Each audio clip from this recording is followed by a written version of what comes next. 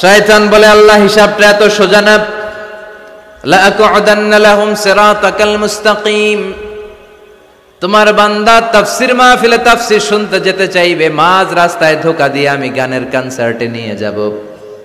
জামাতে নামাজ পড়ার জন্য ঘর থেকে বেরোবে, মাঝ রাস্তায় ধোঁকা দিয়ে মদের আড্ডাখানায় নেব, পাপ করাবো, অন্যায় করাবো, গুনাহ করাবো, ওয়াসওয়াসা দিব।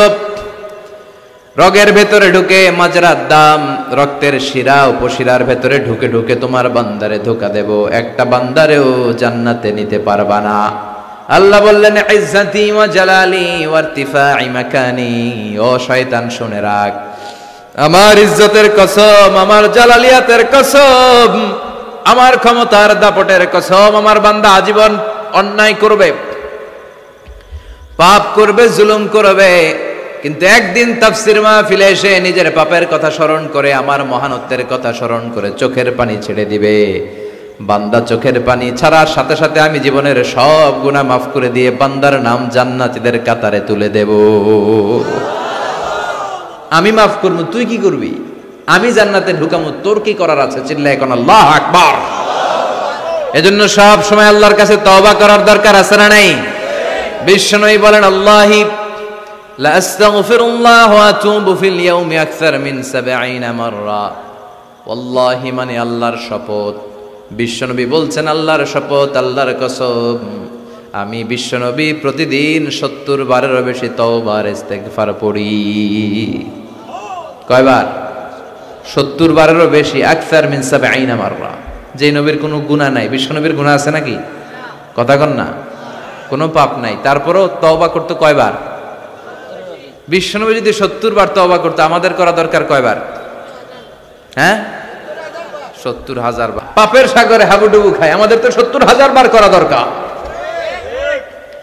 এজন্য আল্লাহ বলে এখনো দেরি হয় নাই। Never lose hope, never be sad, never be frustrated.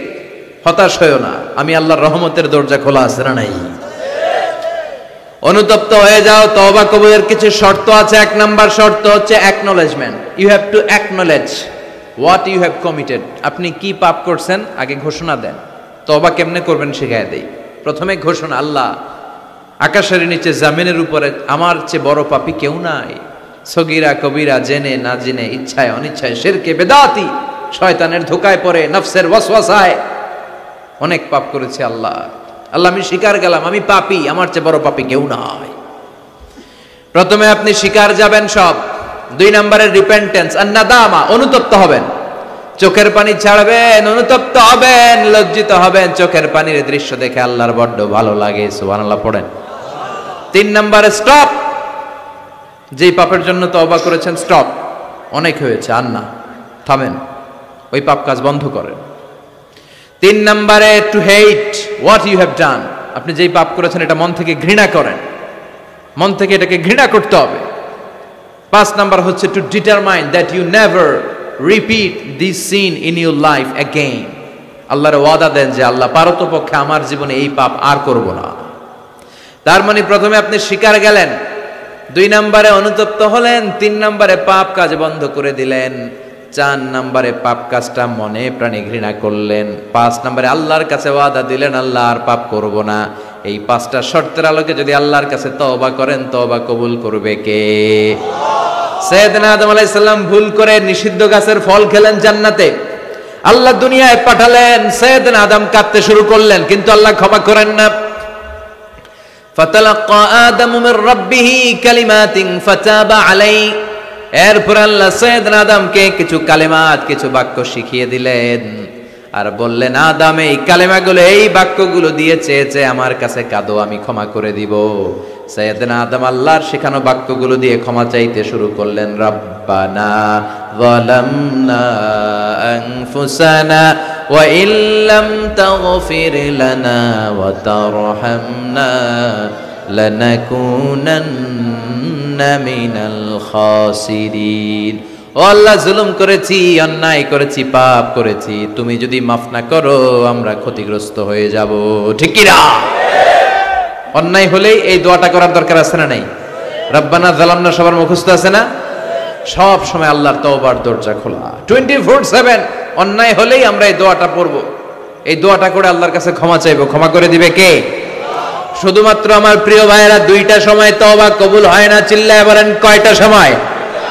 এক নম্বরে বাদাল গারগারা, মালাকুল মাউত যখন রূহ ধরে টান দেয়, মূর্ছ ব্যক্তির বড্ড কষ্ট হয়।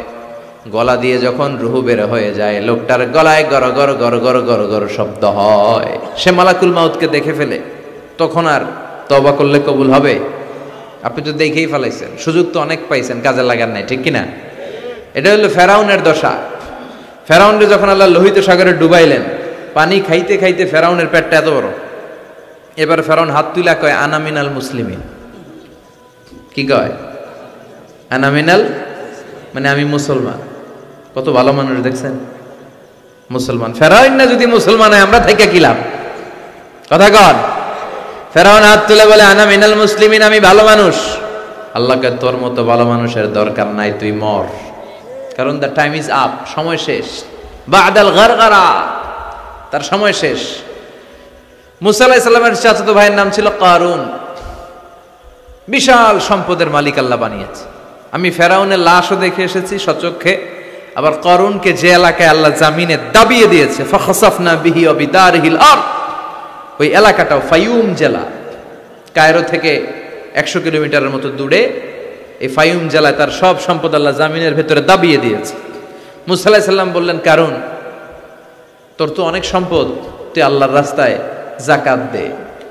তুই আগে তোর হৃদয়টারে খোল, এরপরে তোর হাত খুলবে। আগে হাত খুল, তোর হৃদয় খুলবে, ঠিক কিনা? সে কয় না, আমি যাকাত দিব না, কারণ এগুলো আমার আল্লাহ দেয় নাই, এটা আমি নিজে কামাইছি। ইন্নামা উতীতুহু আলা ইলমিন ইনদি, আমার ইন্টেলেক্ট, মেধার বুদ্ধি খাটিয়ে এই সম্পদের মালিক আমি হয়েছি। মুসা আলাইহিস সালাম বললেন, তাই তাহলে আযাবের অপেক্ষা কর। আল্লাহ আযাব পাঠালেন, ফাখাসাফনা বিহি ওয়া বিদারিহিল আরদ।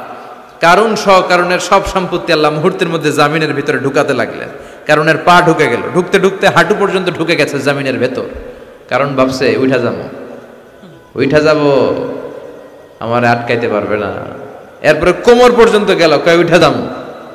এরপরে গলা পর্যন্ত কয়, মুসা সব সম্পত্তি তোরে আর তোর আল্লাহরে দিয়ে দিলাম, আমারে বাঁচা, আমারে।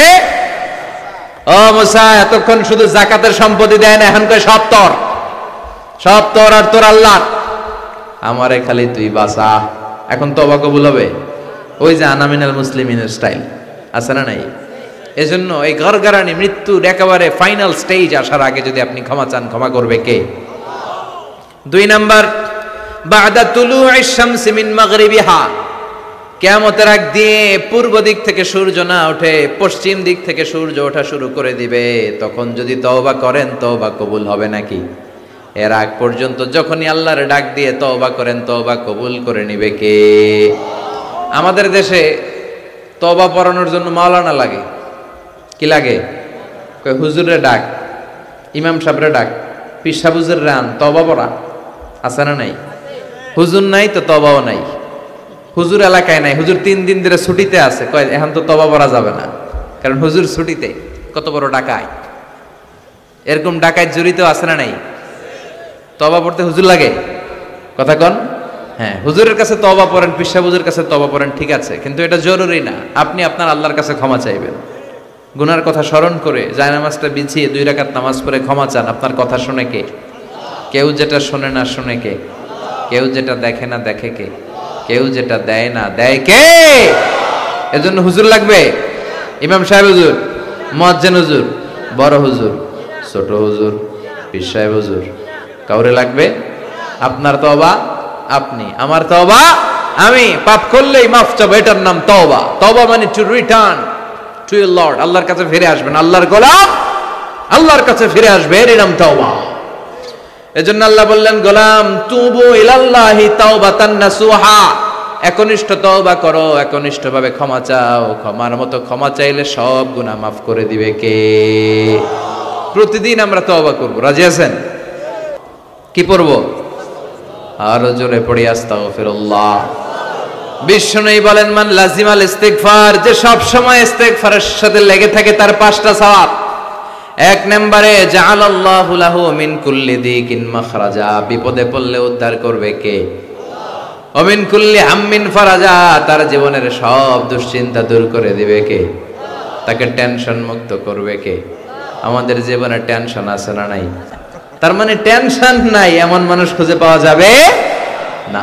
সবার টেনশন আছে, পড়ালেখার টেনশন, আবার কয়েকটার আছে বিয়ার টেনশন, আছে না নাই? বিয়ের সময় হলে বিয়ের টেনশন হওয়াটাই স্বাভাবিক। ক্যারিয়ার নিয়ে টেনশন, কেউ বিদেশে যেতে চায়, ব্যবসা করতে চায়, টেনশন আর টেনশন, টেনশন আর টেনশন। এই ইস্তিগফার বারবার পড়লে তোমার টেনশন থাকবে না, টেনশন মুক্ত মানুষ হয়ে যাবা। চিল্লা এখন ঠিক কিনা?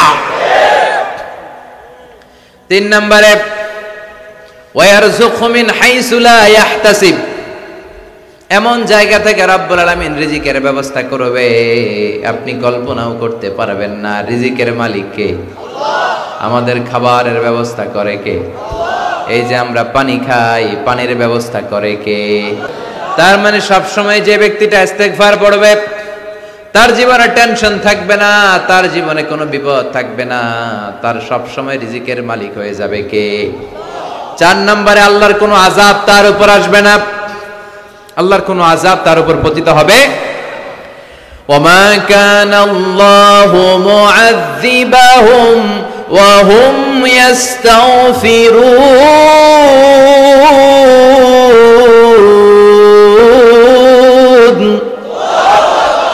যতক্ষণ আমার বান্দা আমার কাছে ক্ষমা চাইবে, ইস্তিগফার পড়বে, আমার কোনো আযাব তার উপর আসবে না, কোনো আযাব আসবে না। সব ধরনের আযাব থেকে আপনাকে মুক্ত রাখবে কে? 5 নম্বরে আপনারে মুস্তাজাবুদ দাওয়া বানিয়ে দিবে কে? মুস্তাজাবুদ দাওয়া মানে এমন ব্যক্তি, যে ব্যক্তি হাত তুলে দোয়া করতে দেরি হয়ে যায়, দোয়াটা কবুল হতে দেরি হয় না। ইস্তিগফার সব সময় পড়লে কি হবেন? মুস্তাজাবুদ দাওয়া। আপনি দোয়া করা মাত্র কবুল করে নিবে কে? আপনারা ইমাম আহমদ ইবনে হাম্বলের নাম শুনেছেন? হাম্বলি মাযহাবের অনেক বড় আলেম, মুহাদ্দিসুদ দাহর। ওনার বিখ্যাত হাদিসের গ্রন্থ মুসনাদ আহমদ ইবনে হাম্বল একক হাদিসের গ্রন্থ হিসেবে পৃথিবীর সবচাইতে বড় হাদিসের কিতাব। প্রায় 40,000-এর মতো হাদিসের কম্পাইলেশন আছে এখানে। সুবহানাল্লাহ পড়ে। এই মুহাদ্দিস ওনার শেষ জীবনে সব সময় হাদিস লেখা, হাদিস মুখস্থ, হাদিস সংগ্রহের কাজে ব্যয় করেছেন। লম্বা লম্বা সফর করতেন, দেশ থেকে দেশ, দেশান্তরে, এক দেশ থেকে আরেক দেশে তিনি সফরে যেতেন। ওনার সফরের ঘটনায় পাওয়া যায় উনি এক শীতের সিজনে হাদিস সংগ্রহের কাজে সফরে বেরিয়েছেন। প্রচন্ড শীত। উনি এক মসজিদে ঢুকে মাগরিবের নামাজ পড়লেন, এশার সালাত আদায় করলেন। এরপরে ভাবলেন বাইরে এত শীত, যাওয়ার তো জায়গা নাই, এক কাজ করি মসজিদেই ইবাদত করে আর হাদিস পড়ে পড়ে কাটাই, ফজরের সালাত জামাতে পড়ে তারপরে বেরোবো। উনি ব্যাগ থেকে কাঁথা বের করে হাদিসের কিতাব নিয়ে পড়তে লাগলেন। কিন্তু মসজিদের দারোয়ান এসে বলে, উখরুজ মিনাল মসজিদ ইয়া শেখ, এই বুড়া মসজিদ থেকে বেরো। চিনে নাই, উনি যে এত বড় আলেমে দ্বীন মুহাদ্দিস, চিনতে পারে নাই। ইমাম আহমদ ইবনে হাম্বল বললেন, বাবা বাইরে শীত, আমি কই যাব? আমি মুসাফির মানুষ, আমি এই মসজিদে ফজরের সালাতও পড়ব, জামাতে পড়ে তারপরে বেরোবো, রাতটা আমারে থাকতে দাও। মসজিদের দারোয়ান বলে, না মসজিদে থাকা যাবে না, বের হন। ভালো কথায় বের না হইলে ঘাড় ধাক্কা দিয়ে বের করে দেন। কি আর করা, উনি ব্যাগ নিয়ে বের হয়ে গেলেন। শীতে কাঁপছেন। হাঁটতে হাঁটতে হাঁটতে হাঁটতে বাইরে দেখলেন যে একটা বাজার, ওই বাজারে এক যুবক রুটি বানায়। তিনি রুটি বিক্রেতার কাছে যেয়ে সালাম দিলেন, আসসালামু আলাইকুম। যুবক বলে, ওয়া আলাইকুম আসসালাম। আহমদ ইবনে হাম্বল বলল, বাবা আমি তোমার রুটির দোকানের পাশে বসে রাতটা কাটাতে চাই, আর তোমার এই চুলা থেকে আগুন পোহাতে চাই, যদি তুমি অনুমতি দাও। যুবক বলে, আহলান ওয়া সাহলান ওয়া মারহাবান বিক ইয়া শেখ, আসেন বসেন, কোনো সমস্যা নাই। আপনি চুলা থেকে আগুন পোহাবেন, এতে আমার ক্ষতি কি? আলহামদুলিল্লাহ পড়েন। আহমদ ইবনে হাম্বল খুশি হয়ে গেলেন। উনি বসলেন, উনি তাপ নিচ্ছেন, আগুন পোহাচ্ছেন, আর দেখতে পাচ্ছেন যুবকটা বারবার পড়ছে আস্তাগফিরুল্লাহ। যুবকটা বারবার কি পড়ছে? আস্তাগফিরুল্লাহ। রুটি বানায় আর পড়ে আস্তাগফিরুল্লাহ। রুটি চুলায় দেয়, পড়ে আস্তাগফিরুল্লাহ। কেউ রুটি কিনতে আসলে তার কাছে রুটি তুলে দেয়, পড়ে আস্তাগফিরুল্লাহ। টাকা নিয়ে ক্যাশ বক্সে ঢুকায়, আর কি পড়ে? আবার রুটি বানাতে শুরু করে, আর কি পড়ে? ইমাম আহমদ ইবনে হাম্বল তার এই দৃশ্যটা দেখে অবাক হলেন। তিনি প্রশ্ন করলেন, যুবক, মা লাকা ইয়া শাব দাইমান তাকরাউনা আস্তাগফিরুল্লাহ। হে যুবক, কি হলো তোমার? আসার পর থেকেই দেখতেছিস তুমি খালি পড়ো আস্তাগফিরুল্লাহ, খালি পড়ো আস্তাগফিরুল্লাহ, কেন? যুবক বলে, এই ইবাদত করে, এই ইস্তিগফারের সাথে সব সময় লেগে থাকার কারণে আমি অনেক কিছু পেয়েছি। কি পেয়েছো? সে বলতে শুরু করলো, আমি মুস্তাজাবুদ দাওয়া হয়ে গিয়েছি। মুস্তাজাবুদ দাওয়া মানে এমন লোক, যে লোক দোয়া করতে দেরি, ওই দোয়াটা কবুল হতে দেরি হয় না। ইমাম আহমদ ইবনে হাম্বল অবাক হলেন। ফাতাআজ্জাবা আহমদ ইবনে হাম্বল ওয়া ক্বাল আনতা মুস্তাজাবুদ দাওয়া। অবাক হলেন আর বললেন, বলো কি, তুমি মুস্তাজাবুদ দাওয়া, তুমি জীবনে যা দোয়া করেছো সব কবুল হয়েছে? যুবক বলে, হ্যাঁ, আমি জীবনে যত দোয়া করেছি সব দোয়া কবুল হয়েছে, একটা দোয়া ছাড়া। শুধু একটা দোয়া কবুল হয় নাই, বাকি সব দোয়া চাওয়া মাত্রই কবুল করে নিয়েছে কে? এবার আহমদ ইবনে হাম্বলের কিউরিসিটি আরো বেড়ে গেল। আহমদ ইবনে হাম্বল বললেন, বলো কি, সব দোয়া কবুল, আবার একটা দোয়া কবুল হয় নাই, এটা কোন দোয়া রে বাবা? এবার যুবক বলতে শুরু করলো, আমি আল্লাহর কাছে খুব চেয়েছি যে আল্লাহ, শুনেছি এই জামানার সবচেয়ে বড় মুহাদ্দিসের নাম নাকি আহমদ ইবনে হাম্বল। আল্লাহ, আমি মরার আগে ওনার সাথে একবার দেখা করে মরতে চাই। আমি ওনার হাতে হাত রেখে ওনার কাছে বায়াত হতে চাই, ওনার সাথে মুসাফা করতে চাই, আর ওনার কপালে একটা চুমু দিতে চাই। এই কথা শুনে ইমাম আহমদ ইবনে হাম্বল আর ধৈর্য ধারণ করতে পারলেন না, চোখের পানি ছেড়ে দিলেন। বললেন, যুবক, তোমার এই দোয়াটাও আল্লাহর কাছে কবুল হয়েছে, এই দোয়াটাও কবুল হয়েছে। আনা আহমদ ইবনে হাম্বল, আমি আহমদ ইবনে হাম্বল, মুহাদ্দিসুদ দাহর, এই জামানার সবচাইতে বড় মুহাদ্দিস। আমার সাথে দেখা করার জন্য আমার দরবারে তোমার যাওয়ার দরকার নেই, আমাকে আল্লাহ তোমার দরবারে নিয়ে এসেছে। ও যুবক, ইস্তিগফার করে তুমিও মুস্তাজাবুদ দাওয়া হতে পারো। অবসর সময়টাকে কাজে লাগাও। গাড়ির জন্য বসে আছি, বাজারের ব্যাগ হাতে নিয়ে যাচ্ছি, অবসর সময় ঘুম আসে না, কি পড়বো? প্রাণ ভরে মন ভরে পড়েন তো আস্তাগফিরুল্লাহ, আবার পড়েন আস্তাগফিরুল্লাহ, আরো জোরে আওয়াজ করে পড়েন আস্তাগফিরুল্লাহ। ইস্তিগফার পড়ার অনেকগুলো পদ্ধতি আছে, সবচেয়ে ছোট ইস্তিগফার হচ্ছে এটা, আস্তাগফিরুল্লাহ। এছাড়া আপনি পড়তে পারেন আস্তাগফিরুল্লাহ আল্লাযী লা ইলাহা ইল্লা হুয়াল হাইয়ুল কাইয়্যুম ওয়া আতুবু ইলাইহি। এই ইস্তিগফারটা যদি কেউ পড়ে, জিহাদের ময়দান থেকে ফিরে আসা কবিরা গুনাহ, আল্লাহ বলে জিহাদের ময়দান থেকে ফিরে এসে কবিরা গুনাহ করেছে, এই লোকও যদি এই দোয়া পড়ে তার গুনাহ মাফ করে দিবে কে?